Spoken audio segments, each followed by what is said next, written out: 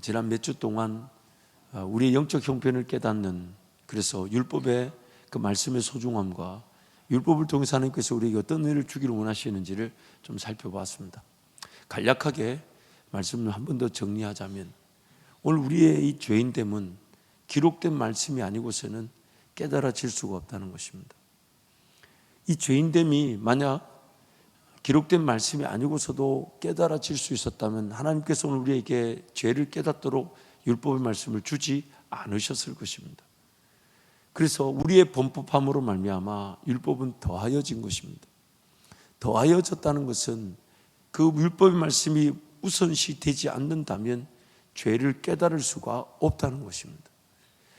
율법의 말씀이 아니고서는 죄를 깨달을 수 없기 때문에 율법의 말씀을 주셨다는 것이죠.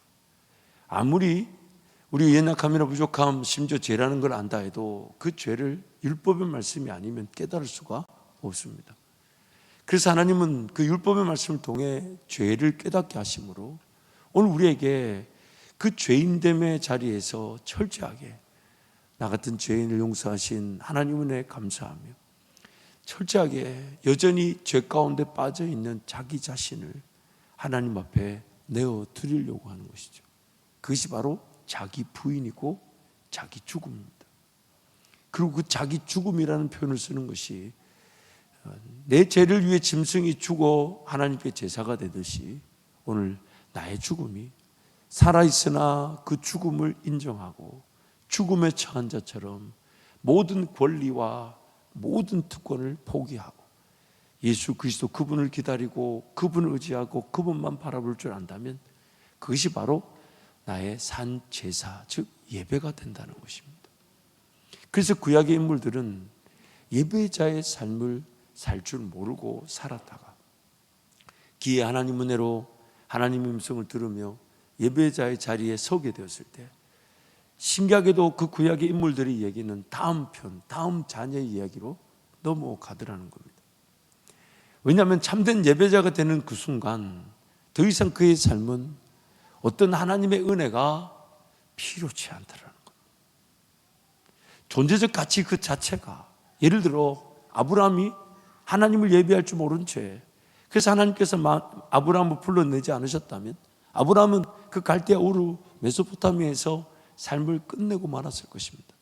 그러나 70이 넘은 아브라함, 그 성경이 하고 싶은 얘기가 뭐냐면 70살이 될 때까지 아브라함을 기다려줬지만 아브라함은 하나님의 선택받은 사람으로 하나님을 예배할 줄 모르더라는 것이죠. 그래서 하나님이 아브라함의 삶에 개입하셔서 그 아브라함을 끄집어내신 것입니다. 약 한 2000km가 넘는 그 갈대아 우르에서 하란까지 이르게 하시고 하란에서 마침내 가나안 땅에 옮기셨더라. 즉 아브라함의 자기 힘으로 가나안 땅에 들어갈 수 없는 것을 하나님께서 가나안 땅으로 옮기셨다는 것. 그러면서 이제 아브라함의 인생에 개입하기 시작하십니다. 예배할 줄 모르는 아브라함이 하나님을 예배할 수 있도록. 근데 너무 안타까운 것은 아브라함이 하나님의 음성을 들을 줄을 모르더라는 거죠. 식별할 줄 모르더라는 거죠. 그래서 사도행전 7장에 보면 사도행전 12장에 등장하는 아브라함 이야기 전에 스데반의 설교에 보면 분명히 이렇게 표시하고 있어요. 메소포타미아, 즉 하란에 있기 전 메소포타미아에 아브라함이 있을 때에 영광의 하나님이 그에게 나타나 내가 너로 지시한 땅으로 가라, 내가 너로 열국의 아비가 되게 하겠다 말씀하셨지만 창세기 11장 마지막 부분에 가보면 그 여행의 주도를 아브라함이 지고 있었다기보다는 아버지 데라가 지고 있었죠. 만약 하나님께서 하란에서 가나안으로 옮기지 않으셨다면 아브라함은 어쩌면 하란에서 인생을 끝냈을지도 모릅니다. 하나님의 절대적인 은혜로 그래서 12장에 그 하란에 있는 아브라함에게 또 나타나셔서 내가 너로 큰 민족을 이루겠다.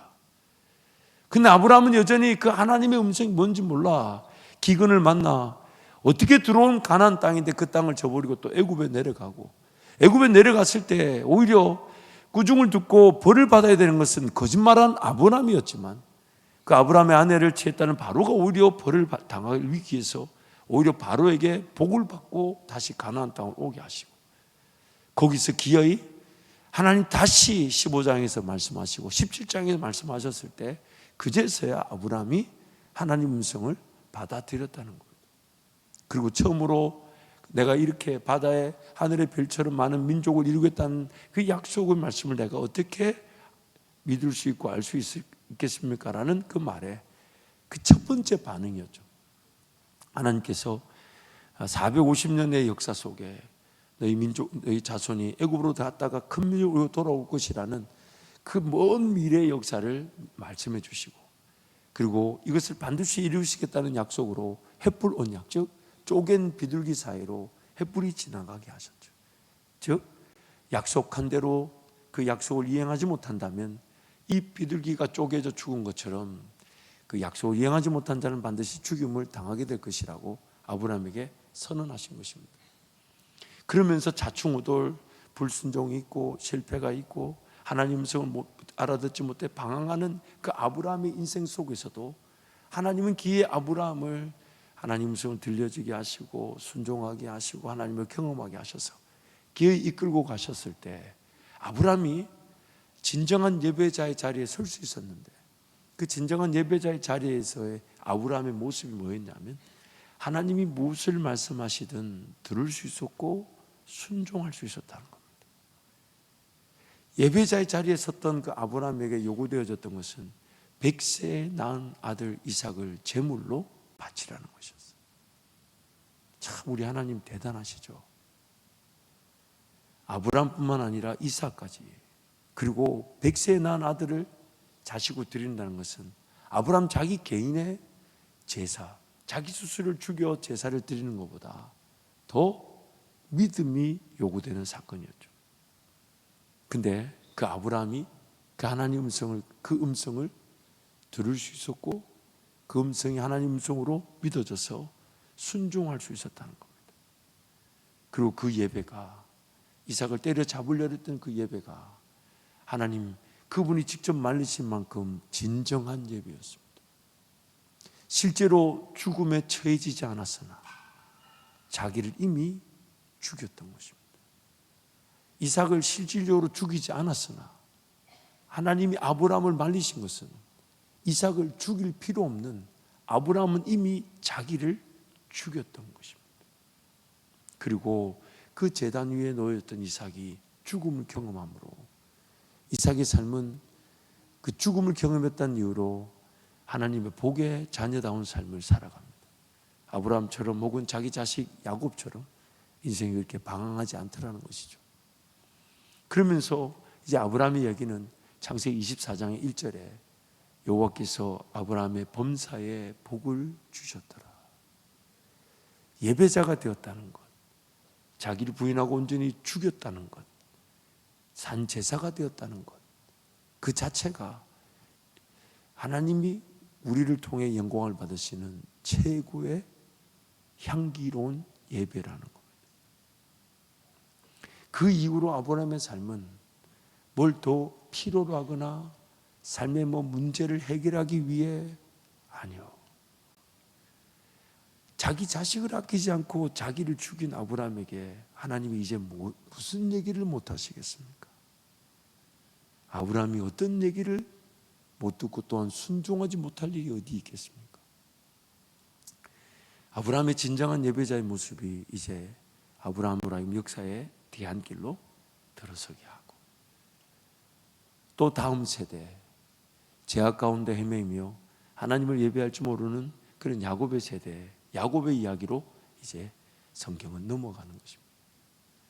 그리고 야곱이 진정한 예배자 그 베델에 이르게 되는 순간 야곱의 이야기도 끝이 나고 이제 요셉의 이야기로 넘어가고, 요셉이 우여곡절을 겪으며 그런 어떤 꿈에 따른 단련의 기간, 인내의 기간, 말씀이 응할 때까지 그 13년이라는 시간 국무총리가 되어 또한 그 꿈에 따라 자기 형들을 용서하고 아버지를 불러오는 그런 꿈에 순종하는 사람, 무엇보다 하나님의 꿈에 자신의 인생을 걸 줄 아는, 하나님이 무엇을 말씀하시든 거기에 자기의 모든 걸 걸 줄 아는 예배자가 되었을 때 요셉의 이야기도 끝이 나죠. 오늘 우리의 이야기도, 나의 인생 이야기도 마찬가지입니다. 나의 죄인됨을 알고 나도 아브라함처럼 혹은 야곱처럼 요셉처럼 죄인된 나를 하나님 포기하지 않으시고 야곱 같을 수 있고 아브라함 같을 수 있고 요셉 같을 수 있는 내 인생에 개입하시고 찾아오셔서 기회의 은혜를 베푸셔서 나를 진정한 예배자의 자리로 지금 이끌어 가고 계십니다. 그 예배자의 자리에 서게 된다는 것은 다름 아닌 내가 살아있으나 나를 죽이는 참된 제사와 같은 자리가 되는 거죠. 그 예배자 자리에 선다는 것은 그 뭐가 있어야 된다, 필요하다 이런 것에 연연하지 않아요.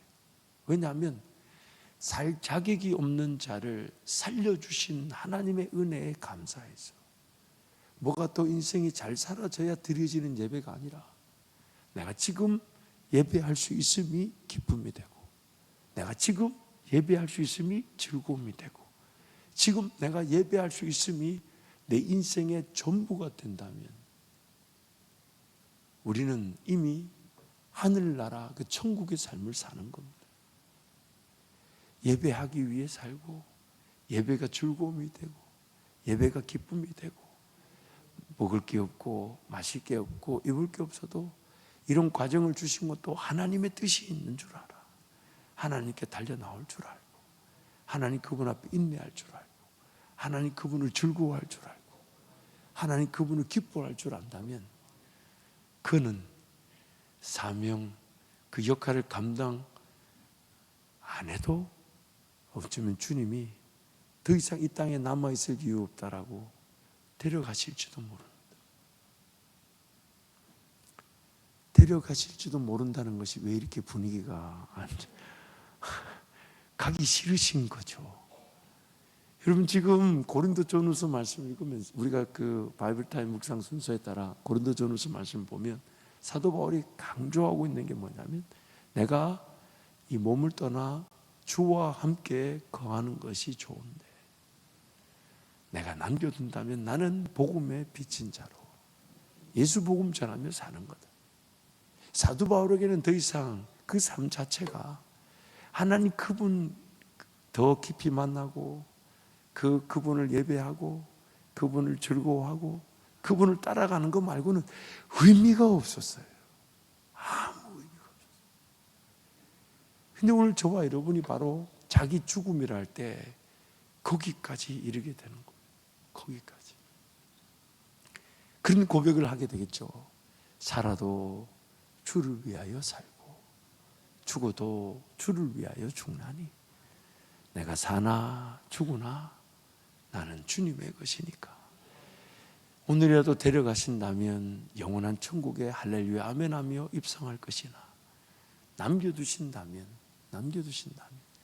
이 세상의 것에 연연하지 않고 예수 복음 전하고 예수 자랑하다가 예수만 높이고 예수만 노래하고 예수님이면 충분한 줄 알았어요.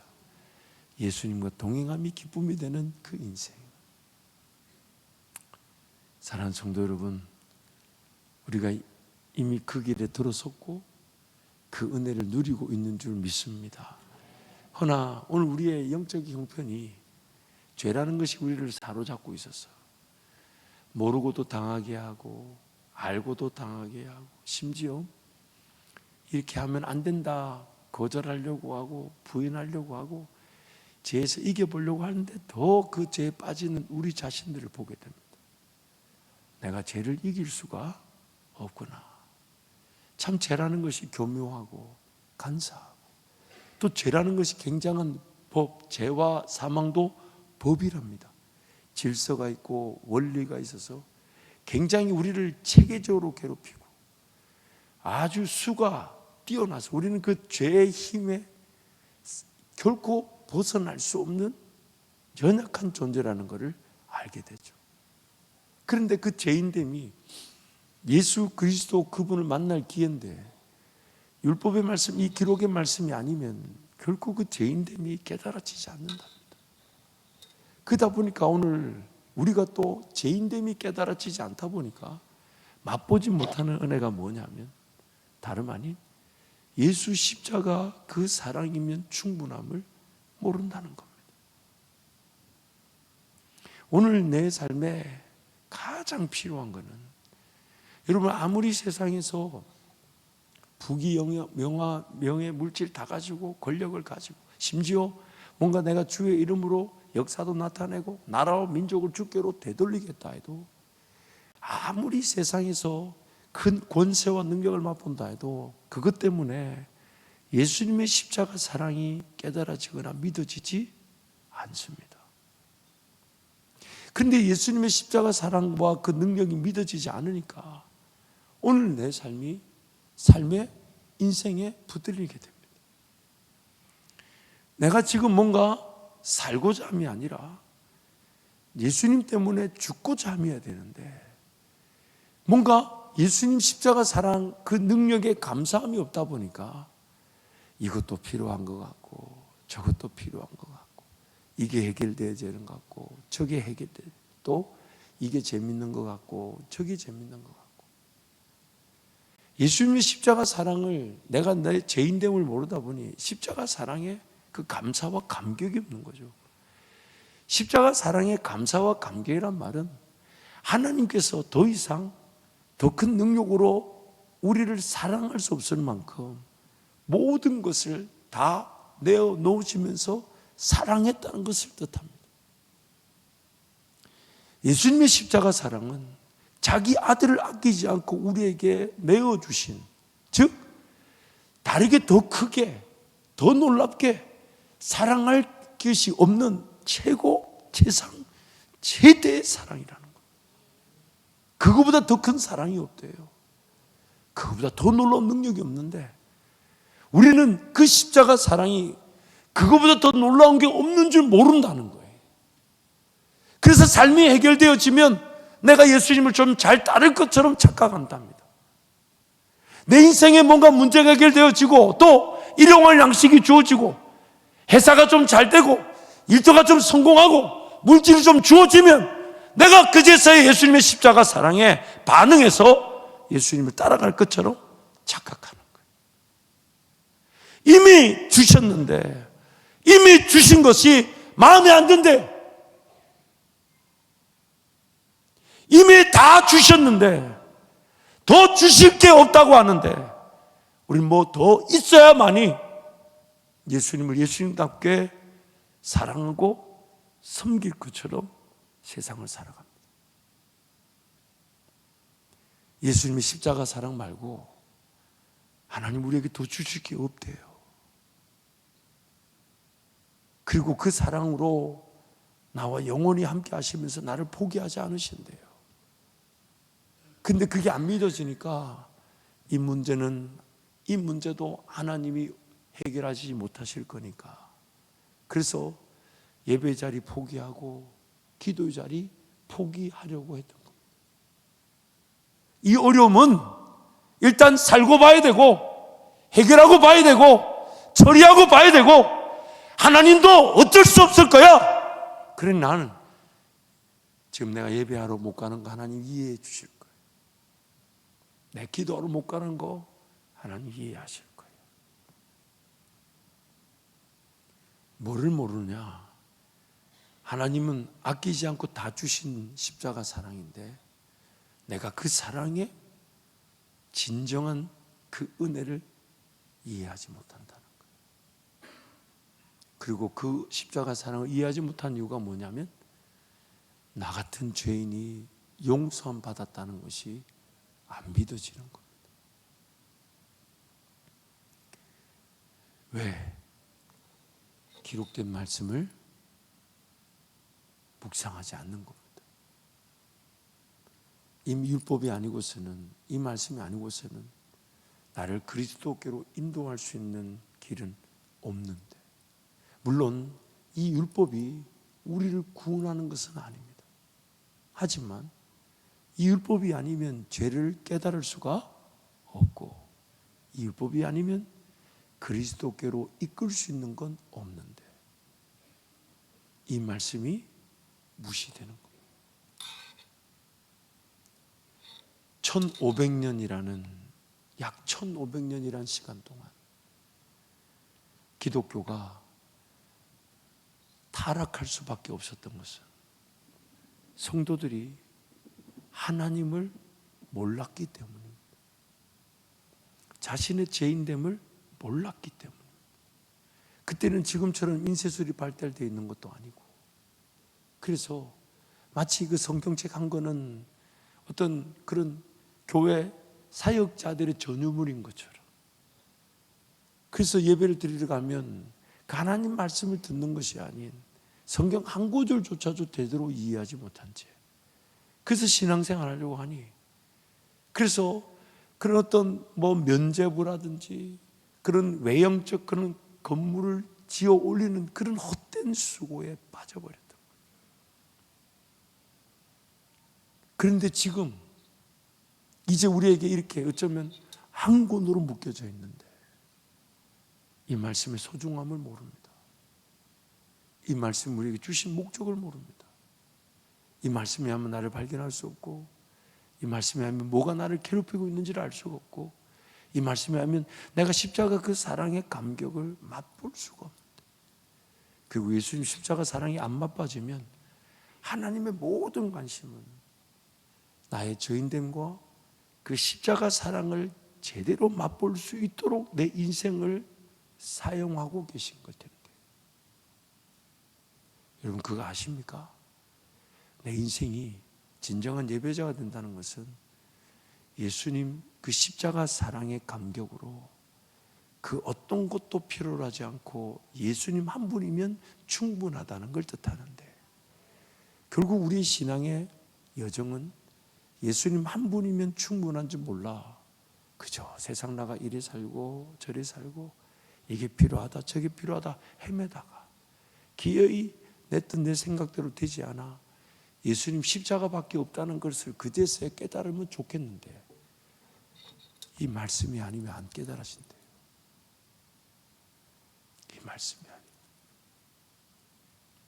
이 말씀이 아니면 평생 예수님 십자가 사랑 그 감격 감사 없이 뭐가 더 있어야 되고, 뭐가 더 필요하고, 뭐가 더 해결해야 되고, 뭘 돌봐야 되고, 뭘 지켜야 되고, 뭘 보호해야 되고, 뭘 세워야 되고, 인생 그 자체에 붙들리게 되는 거예요. 사랑하는 성도 여러분, 물론 어느 사람이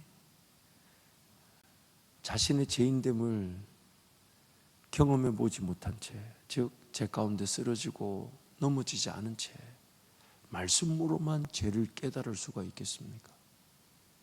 그래서 우리에겐 긴장감이 있죠.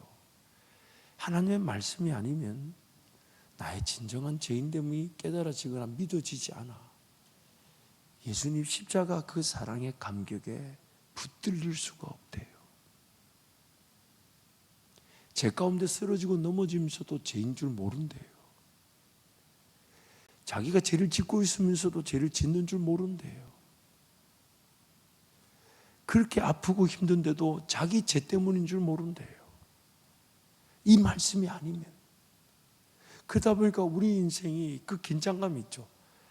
하나님의 말씀을 제대로 묵상하고 이해하여 나의 죄인됨을 발견하여 예수님께 갖다 놓고 예수님이 나를 건져주시고 살려주시는 이 은혜를 보는 것도 사실 녹록지 않은데, 말씀을 가까이 하지 않아 기어이 죄 가운데 쓰러지고 넘어지는 걸 피할 수가 없더라고요. 그래서 우리 인생길을 뒤돌아보면 말씀을 통해 나의 죄인됨을 깨달았다기보다는 둘 중에 하는 것 같아요. 죄인 줄 모르고 죄악에 빠져 있었거나, 죄인 줄 알면서도 죄를 이기지 못하여 죄 가운데 쓰러지고 넘어졌던 내 인생을 보게 됩니다. 그러면서 점점 신앙이 그 죄를 피하지 못한 그 자기 자책감, 그러면서 그 죄로 말미암아 짓눌러지는 그 상태에 갇혀 있게 되죠. 그래서 갇혀 있으면서 자기도 모르는 사이에 그 죄를 핑계대고 원망되다가, 그러나 신앙이 점점 성숙해 가면 죄를 핑계대고 원망될 수 없다는 걸 압니다. 죄가 힘이 있고 주인이어서 나를 지배하고 있지만 죄의 그런 대가와 심판은 고스란히 내가 다 당하니까. 내가 다 당하니까. 그래서 그 긴장감 속에 어떻게든 하나님 말씀을 통해 나의 죄인됨을 깨닫고 하나님께서 나에게 그런 십자가 그 사랑을 베푸셨다는 이미 주신 그 사랑에 감사, 그 감격을 맛보며 살아야 되는데 그 죄인됨을 모르고 십자가 사랑의 감격과 감사를 모르니까 매달릴 줄 몰라. 그냥 또 일단 살면서 때가 되면 내가 만나겠지라고 내 인생이 그렇게 미루어져 있지 않았냐고. 그렇게 미루어져 있지 않았습니까? 여러분, 자녀들에게 그 죄인됨을 가르쳐 주기 위해 정말 하나님 말씀 앞에 독대하게 하고 하나님을 기다려보게 하고 하나님을 인내해보게 하셨습니까? 그거 없이 일단 직장 잡아라, 일단 직장 일터 잡아라, 일단 그렇게 살고 봐라. 그리고 때가 되면 하나님 만나주시면 네 지금 그 모든 직장 일터 삶도 하나님께서 다 바꾸어 써주시겠지 하지만 속았던 겁니다. 하나님 없이 경험했던 지식, 물질, 위치, 영향력은 나중에 하나님이 다 버리게 하시더라고요. 안 써주시더라고요. 왜냐하면 만약 하나님 없을 때 좋은 직장이라 일단 가져놓고 하나님 잘 모르지만은 물질도 가져놓고 하나님 모르지만 일단 영향력 가져놓고 그래서 나중에 하나님 만나면 그 하나님 바꿔 주시겠잖아는 그 우리 생각이에요. 하나님이 사람을 쓰실 때 여러분 그런 과정을 겪게 하신 적이 성경에 나오지 않습니다. 오히려 어제까지 세상적인 가치나 영향력을 볼 때는 완전히 제로, 감옥이 있었잖아요. 근데 반나절 만에 하나님 세우신다니까 국무총리로 세우셨는데 그가 뭘 배웠습니까? 오히려 세상적인 지식과 경험을 배우고 그것으로 사명을 감당하고자 했을 때는 오히려 실패했던 사람의 이야기는 있습니다. 광야 40년을 그렇게 인생을 가둬뒀던 모세 이야기는 있습니다. 근데 하나님 앞에 매달리지 않고 하나님 그분 앞에 독대해 보지 않고 하나님 그분을 기다려 보지 않고 하나님을 모른 채 일단 살고 봐라, 살아봐라. 그런데 그 살면서 가질 수 있는 그 모든 것들은 다 해가 됩니다. 배설물이 됩니다. 그만큼 우리가 우리의 죄인됨을 모르는 거예요. 그만큼 우리가 이 죄 가운데서 하나님 앞에 매달리는 법을 모르는 거예요. 십자가 사랑이면 충분함을, 그래서 그걸 어떻게든 맛보려고 하고 그 어떻게든 경험해 보려고 하고. 왜? 이미 다 주셨다 하시니까. 이미 다 주셨다 하시니까. 그래서 그것을 사모하고 그것을 기대하고. 그런데 그 말씀을 읽고 하나님 앞에 독대하려고 하는데 잘 안 되는 우리의 영적 형편을 안타까워하면서 그래도 다시 하나님께로 달려가려고 하고 그런데 삶에 어떤 하나님과의 독대하는 그런 십자가 사랑이 안 믿어지지만 그래도 또 뭔가 배워야 될 게 있고 살아야 되는 게 있는가 싶어서 그러나 먼저는 하나님 나라가 돼야 되고 먼저는 예배가 돼야 되고 먼저는 말씀이 돼야 되고 먼저는 내 하나님 앞에 독대하는 기도가 돼야 되는 것인데 그러면서 삶을 어떻게든 그 긴장감 가지고 돌봐야 되는데 어느 순간 삶을 돌보고 삶을 세우기 위한 신앙으로 전락되어져 있지 않은가 하는 것입니다. 무엇보다 여러분 오늘 우리의 이게 문제점이 뭐냐면 그 죄라는 것이 우리를 지배했을 때 가장 대표적으로 나타나는 죄인들의 문제점이 뭐냐면 자기 삶을 자기가 책임지려고 합니다. 그래서 뭔가 새로운 계획, 새로운 방법, 새로운 직장, 새로운 일, 새로운 삶의 길 이런 것들을 꿈꾸고 근데 그것 자체가 그렇게 꿈꾸는 이유가 뭐냐면 삶의 결정권이 하나님께 있지 않고 누구에게 있기 때문일까요? 나한테요. 하나님 그분 앞에 인내하면서 하나님 오늘 내 삶을 어디로 인도하기를 원하십니까? 오늘 하나님 나에게 어떤 꿈을 꾸기를 원하시고, 지금 오늘 하나님 나에게 무엇을 원하십니까? 그러나 아무것도 보이지 않아도 난 하나님 오늘 예배하는 날이 되기를 원하고, 오늘 하나님을 기다리는 날이 되기를 원하며, 하나님과 동행한 날이 되기를 원한다는 것이 오늘 우리의 삶의 이유이자 목적이고 내용일 것인데, 여전히 뭔가 하나님 음성을 듣고자 함보다는 삶을 살아내야 되고 더 잘 살고자 하고 뭘 잘 처리하고자 하고, 그 삶의 책임을 하나님께 맡겨놓지 않고 내가 지려고 하는 것. 또한 죄의 책임까지도 자기가 지려고 해요. 그 죄라는 것이 나를 짓눌러서 그 죄를 짓게 만들었을 때, 오늘 저와 여러분이 예수님 한 분이면 충분한 줄 알고 달려 나와야 되는데, 하나님 말씀을 통해 깨달은 죄가 아닌 내 스스로가 그냥 힘들고 지쳐 죄 가운데 빠진 걸 발견하다 보니 그 죄를 짓는데도 예수님 앞에 와서 내가 죽으면 죽을지 예수님 만나고 내가 여기서 승부를 봐야 된다라고 목맬 줄을 모른다는 거예요. 목맬 줄을 몰라요. 그게 우리의 죄인됨인 거예요. 그러면서 돌아가서 어떻게 하면 다음에 이 죄를 짓지 않을까? 어떻게 하면 다음에 이런 죄를 피할 수 있을까? 이걸 한번 해볼까? 저렇게 한번 해볼까? 이렇게 살아볼까? 이걸 멀리 해볼까?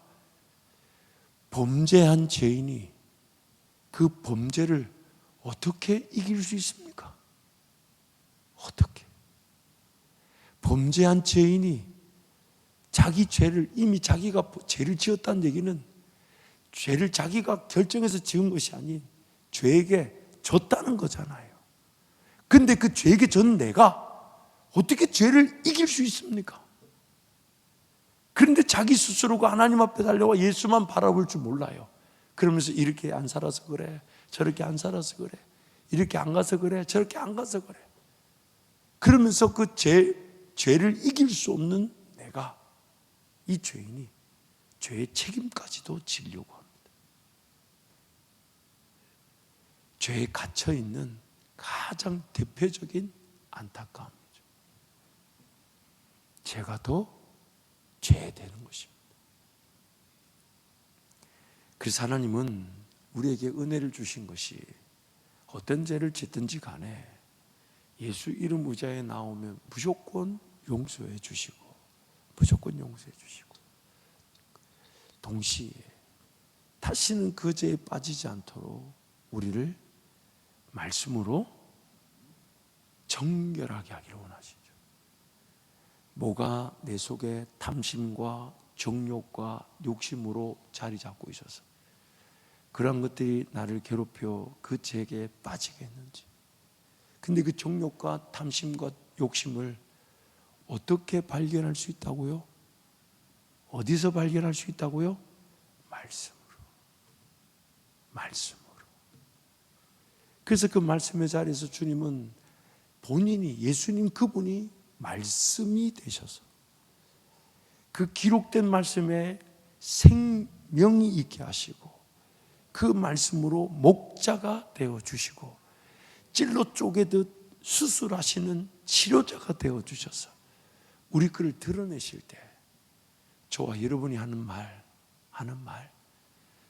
나 같은 이 더러운 죄인은 예수님밖에 없다고, 나를 살려주실 분은 예수님밖에 없다고, 그것이 바로 오늘 우리가 맛보아야 될 유일한 은혜입니다. 유일한 은혜입니다. 다른 은혜가 아닌 유일한 은혜입니다. 그게 맛보아지면 다른 건요, 있고 없고를 내가 매달리지 않아요. 해결되고 안 되고를 매달리지 않아요. 왜요? 자기 아들을 아끼지 않고 날 사랑하신 하나님께서 그것도 책임져 주실 것이 함께 믿어지는 겁니다. 함께. 그래서 사도 바울이 예수 그리스도와 그의 십자가만 알기로 작정했다. 왜요? 다른 은혜가 없다는 거예요. 십자가 그 사랑만이 유일한 은혜고, 그것이면 전부랍니다. 그래서 사도 바울이 빌립보서에서도 뭐라고 합니까? 내가 예수 그리스도의 죽으심과 부활에 참여하기 위해서, 그 고난을 배우고 그 고난을 통해 죽음에 이르러 예수와 함께 부활에 연합된 자가 되기 위해서 딱 한 가지만 가장 귀한 것으로 여긴다. 그 한 가지가 뭡니까? 예수 그리스도를 아는 지식이 가장 고상하기 때문이라. 다른 그 어떤 은혜가 아니에요. 다른 은혜가 없어요. 우리에게 한 가지 은혜밖에 없어요. 예수님의 십자가 죽으심이 믿어져서 나 같은 죄인을 용서하신 하나님의 사랑의 은혜가 나에게 깨달아지게 되면 다른 은혜가 필요 없습니다. 다른 은혜가 필요 없어요. 사랑하는 성도 여러분, 지난날의 삶을 뒤돌아보면 모르고 지었던, 알고 지었던, 피하려고 했는데 그 죄만 지었던 간에 하나님은 나를 양자, 즉 자녀 삼으셨기 때문에 그 죄 짓는 나를 끝까지 용서해 주셨던 겁니다. 앞으로도 그럴 겁니다. 앞으로도 그럴 겁니다.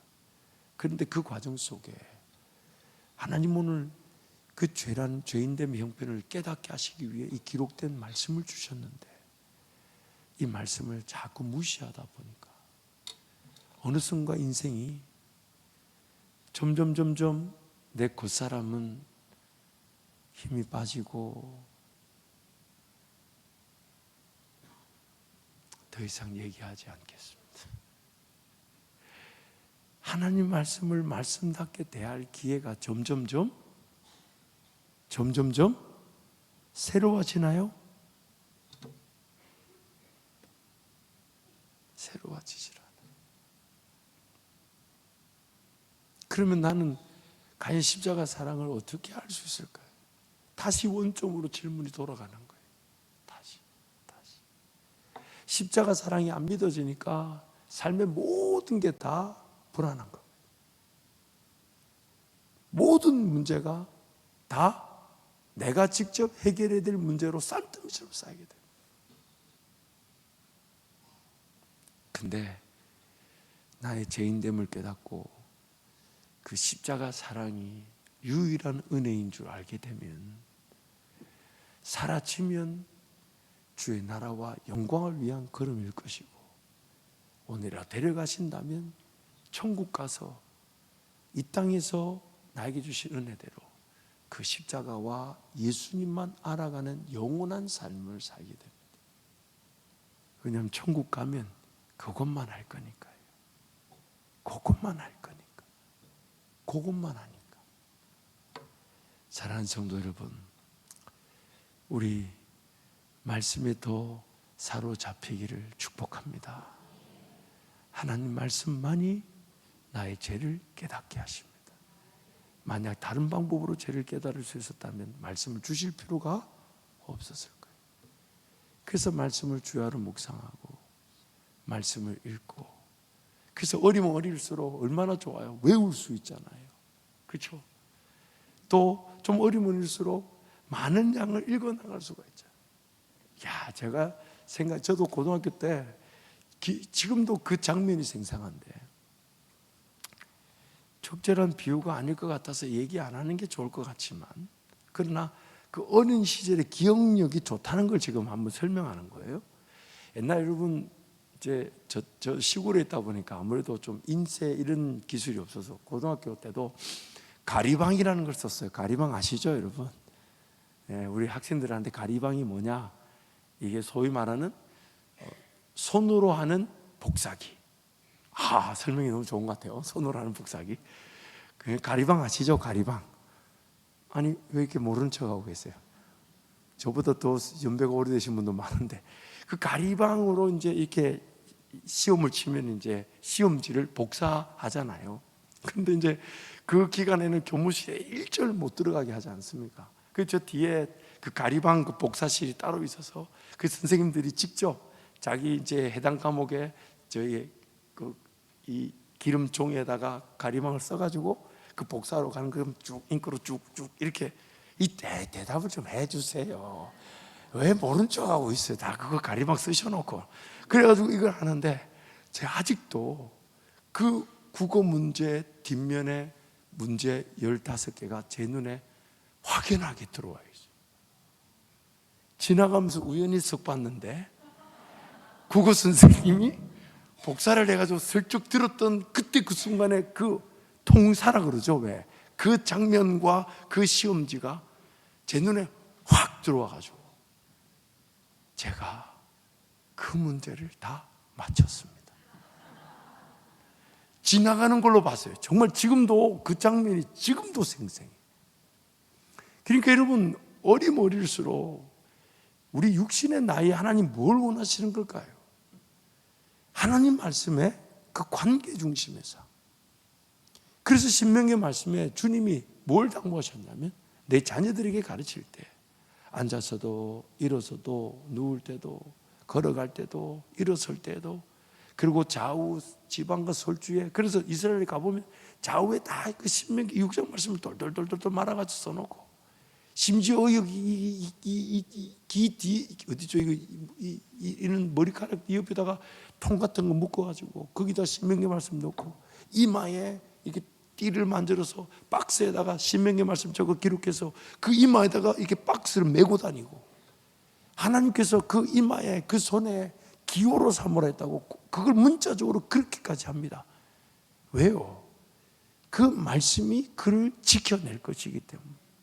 여러분, 신약이든 구약이든 하나님의 백성들에게 하나님 공이 딱 한 가지만 얘기하셨어요. 이 율법책을 주야로 묵상하여 이 율법책을 내 입에서 떠나지 말게 하며 네가 이 율법책을 지켜 행하면 네 가는 길이 평탄하게 될 것이다. 형통하게 될 것이다. 신약이든 구약이든 하나님이 공히 말씀하셨어요. 그러나 구약의 백성들은 그 죄, 그 용서함의 관계가 온전하지 못해서 두 번의 기회가 없었던 겁니다. 근데 우리는 이제 그 말씀을 다시 듣고 다시 듣고 다시 듣고 다시 들을 기회를 위해 예수님이 용서함의 관계를 해결해 주신 것이에요. 그래서 오늘 이 말씀이 오늘 우리에게 인생에 지속적인 기회가 되었던 겁니다. 근데 인생길에서 이게 계속 무시되어 왔다. 이게 계속 무시되어 왔다. 이거 안 하면 되는데, 이거 안 하면 되는데. 저희 부모님이, 특히 저희 어머니가 이런 얘기 하셨어요. 나는 못 배워서 무식하지만 하나님 반드시 너희를 도우실 거니까. 그래서 그때 학원을 보낼 수도 없었고 뭐 과외 이런 것도 할 수도 없었고 오직 한 가지, 매일 가정예배 드리면서 성경을 읽히게 하고 기도하게 하고 성경을 가까이 하게 하고, 그게 제가 평생 자라왔던 저희 어머니가 저에게 해주셨던 유일한 교육이었습니다. 그런데 하나님 그거 하나만 보시고 써주신다는 거예요. 그거 하나만. 다른 걸 다 갖췄는데 하나님 말씀을 모른다면 쓰임받지를 못합니다. 근데 내가 아무런 실력이 없어도 하나님 음성 들을 줄 알면 하나님이 필요한 것들은 그때그때 채워주실 것이고, 세상 지혜와 지식, 심지어 전도서 말씀에 가보세요. 세상에 재물을 쌓아놨다가 의인들에게 주신답니다. 그런데 의인들이 그것도 모르고 세상 나가 그거 돈을 벌어서 쌓으려고 무식한 짓을 하는 거예요. 하나님이 돈이 없는 분이 아니에요. 하나님이 물질이 없는 분이 아니에요. 하나님은 하나님 음성을 들을 줄 아는, 그래서 그 음성에 자기 모든 걸 걸어. 그 자기 모든 걸 건다는 말이 뭐냐면 모든 걸 포기하고 완전히 나를 죽은 자로 하나님 말씀에 순종하고자 하는 자, 그걸 산 제사로 받아주시고 그걸 예배로 받아주실 때 그 인생이 범사에 형통하는 것입니다. 그 인생이 범사가 복이 되는 것입니다. 사랑하는 성도 여러분, 지난날에 우리의 그런 제약들, 실수, 실패들, 지금 이 순간에 그 과거의 모든 것들은 반드시 있어야만 했던 필연적인 사건들이었습니다. 과거에 대한 해석은요, 우연이 없습니다. 다 필연이에요. 우리 인생 우연도 없거니와. 근데 지난날의 그 죄도 그렇게 짓고 쓰러지지 않으면 하나님 말씀 모른 채 그 죄를 피할 수 없었다는 것을 하나님 가르쳐 주신 거예요. 근데 너무 안타까운 것은 하나님 말씀이 아닌데 그 죄를 죄로 깨달았다 할지라도 그 죄가 나를 예수님 앞으로 온전히 끌고 가지 않더라는 겁니다. 그래서 하나님 말씀하시는 거예요. 말씀 없이 죄 가운데 망할래. 말씀 붙들고 비록 또 쓰러지고 넘어지는 죄인 때문에 인생이 펼쳐진다 해도 끝까지 말씀 붙들고 죄인됨의 자리에서 인내하게 되면 하나님 반드시 죄를 이기게 하시고 죄와 싸워 승리하게 하신다는 것입니다. 그게 바로 이 땅에 우리를 남겨놓으신 하나님의 목적입니다. 그리고 그 죄가 예수 이름으로 용서를 받고 말씀으로 깨달아져서 예수님 바라보며 그래서 십자가 사랑을 깨닫게 될 때 우리는 진정한 제사로 완전히 자기를 죽여 하나님 앞에 완전히 자기를 드릴 수 있는 예배자로 살아가게 되는 것입니다. 그럼 여러분, 이 말씀이 오늘 우리의 생명의 말씀으로 날마다 묵상되어지기를 축복합니다. 날마다 기억되어지기를 축복하고, 그래서 지금 말씀 캠페인 중인데 이번 시기로 해서 평생 가는 거예요. 어떤 분이 저한테 그러시던데 밀린 거 꼭 해야 되냐? 그래서 제가 제안을 했어요. 이렇게 하면 어떻겠냐? 그래 며칠이 밀리나 물어보니까 한 일주일 정도 밀린 것 같아요. 제가 보니까. 여러분, 누군지 의심하지 마시고 그냥 있는 대로 들으세요. 있는 대로. 그래서 밀려 있다길래 그래서 제가 그러면 이렇게 해라. 그 밀린 거 하고 그리고 오늘 거 하고 그 내일은 내일 거 하고 그 다음에 또 밀린 거 하나 하고 그 이틀치를 해 나가면 곧 이게 정상적인 진도가 되지 않겠냐. 자, 그렇게 말하면 참 좋은 방법이다 이럴 줄 알았어요. 근데 돌아서서 하는 말이 이전 것은 지나갔으니 오늘부터 새 것이 되었다고. 야, 정말 어떻게 그런 그래서 여러분, 하나님 말씀을 우리 주야로 묵상하기를 축복합니다. 말씀에 조금 갈급함이 살아나고 말씀에 정말 그 뜨거움이 살아나고 더 듣고 싶어하고 더 깨닫고 싶어하고 더 읽고 싶어하고 더 알고 싶어하고, 그래서 그 말씀 그 자체에 사랑이 빠지는, 그래서 마침내 예수님의 그 십자가 사랑에 내 인생을 걸고 그 사랑만 알기로 작정하는 그런 우리 모두가 되기를 간절히 축복합니다. 함께 찬양